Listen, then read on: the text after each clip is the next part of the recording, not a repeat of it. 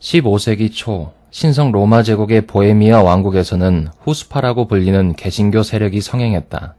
이들은 로마 카톨릭에게 이단으로 찍혀 여러 차례 침공을 받았으나 보헤미아인들은 이에 맞서 싸우며 수십 년에 걸쳐 자신들의 신앙을 유지했다. 하지만 1431년 연이은 전쟁과 이상기후로 인해 보헤미아 전역에 몇 년 동안 흉작이 들었다. 후스파 역시 이 시점부터 점점 쇠락해서 군대는 제대로 된 보급조차 받지 못할 정도였다. 후스파의 장군이었던 얀 차페크는 신앙심이 밥을 먹여주진 않는다고 판단해 자신의 부대를 이끌고 다른 일거리를 찾아 떠났다. 즉, 이들은 용병이 되기로 한 것이다. 이러한 그들이 찾아간 곳은 옆나라였던 폴란드였다. 카를로 비바리 산맥을 넘어 대평원으로 들어선 보헤미아 용병들은 당시 독일 튜튼 기사단과 대격전을 벌이고 있던 폴란드 왕 부아디스와프 2세에게 찾아갔다. 그렇지 않아도 병력이 부족했던 폴란드에게 수십 년 동안 전쟁으로 단련된 보헤미아 용병들은 귀중한 인재였다. 부아디스와프 2세는 이들에게 장비와 봉급을 주기로 약속하고 고용 계약을 했다. 그러나 아이러니하게도 폴란드는 보헤미아인들이 그토록 싫어하던 로마 카톨릭을 믿었으나 신보다 삶이 더 급했던 용병들에게 그런 건 별 상관이 없었다. 1433년부터 보헤미아 용병들은 슐레지엔을 가로지르며 북쪽으로 전진했다. 보병 7,000명, 기병 350개였던 이들은 지나가면서 만나는 독일인 마을과 도시들을 그야말로 불태워버렸다. 요즘식으로 하면 초토화 전술과 비슷하다고 볼 수 있다. 튜튼 기사단은 로마 카톨릭을 믿었으므로 보헤미아 용병들에게는 조국을 침략했던 카톨릭 진압군과 다를 게 없었다. 수도원과 성당은 불태워졌고 사제와 신부들은 산채로 타르에 익사시켰다. 간혹 튜튼 기사단의 종군하는 보헤미아인들을 잡으면 반역자라 부르며 참수했다.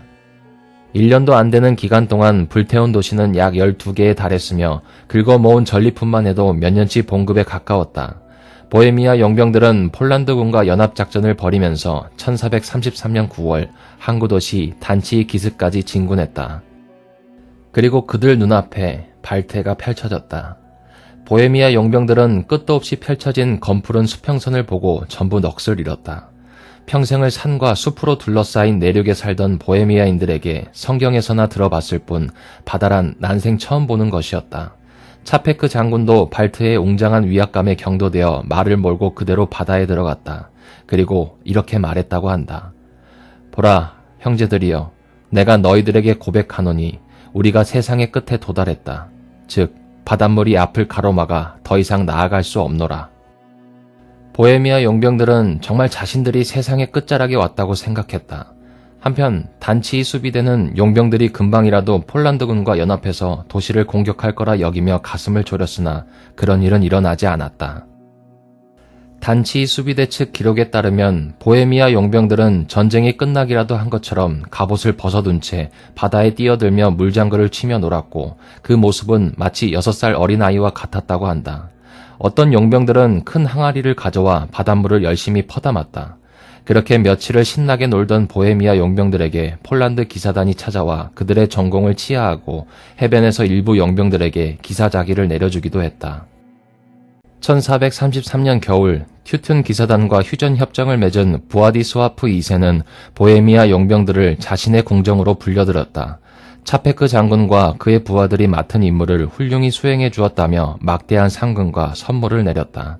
주머니가 두둑해지고 명예까지 챙긴 보헤미아 용병들은 자랑스럽게 고향으로 돌아갔다. 그 후 몇 년 동안 보헤미아 왕국 전역에는 용병들이 겪어온 전설 같은 이야기가 전해진다. 산을 넘어 독일인 이단자들을 무찌르며 나아가다 보니 더 이상 갈 곳이 없었다. 그곳에는 온통 물만 가득했다. 그 물은 소금으로 가득해 짜디 짰다. 처음 이야기를 접한 보헤미아 왕국 사람들은 허무맹랑한 이야기라고 치부했지만 일개 병사들 뿐만 아니라 장군인 얀 차페크까지 같은 이야기를 해대니 점차 믿는 사람들이 생겼다. 일부 사람들이 증거를 내놔보라고 하면 병사들은 항아리에 담긴 소금물을 접시에 담아 보여주며 으스댔다. 이 일로 차페크 장군은 소금물로 목욕을 한 자라는 이명을 얻었다. 종교전쟁이 끝나고 신성 로마 제국이 멸망해 보헤미아인들이 체코라는 자신들의 나라를 가지게 된 먼 훗날에도 바다를 보고 온 보헤미아 군인들의 이야기는 여러 세대를 거쳐 전해져 내려왔다. 20세기 초에는 체코의 예술가들이 민족주의를 고취시키기 위해 이 이야기를 가지고 8편의 시와 소설, 그림 등을 써놨다.